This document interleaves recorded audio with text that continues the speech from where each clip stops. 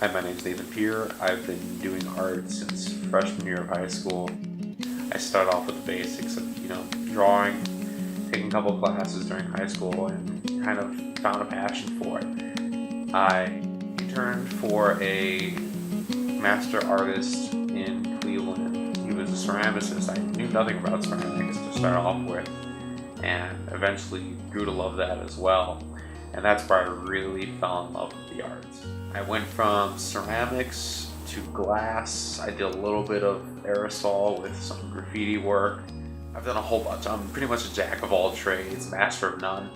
I had a couple friends who were, doing design work for the school, and I kind of jumped in on it and started doing some graphic design work. I went from there and started, getting my graphic design degree from the University of Akron. I've been featured in, I think, 4 art shows. I've been displayed as a centerpiece in those shows. My most recent one was at Kent State.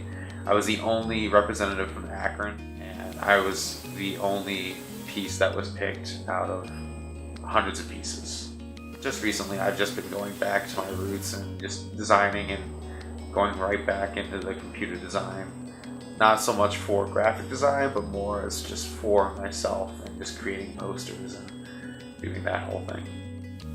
My favorite thing to do is ceramics. Definitely ceramics. I mean, I get to work with clay, work with my hands the entire time. I get to feel the process as it goes from being clay to a physical object. I mean, I get to see it from each step of the process. One of my favorite pieces is a vase that I made back in freshman year of high school. Completely ceramic vase. I started off with a ceramic vase that I created and molded myself, and then I created each and every single tile on the vase. I also threw on my little specialty. I like to call them sorrow stones. They're basically little skulls that you put on the vase. I also made each piece of glass that I put on this vase. So literally everything about this is me. It's literally everything that I've done to create this vase.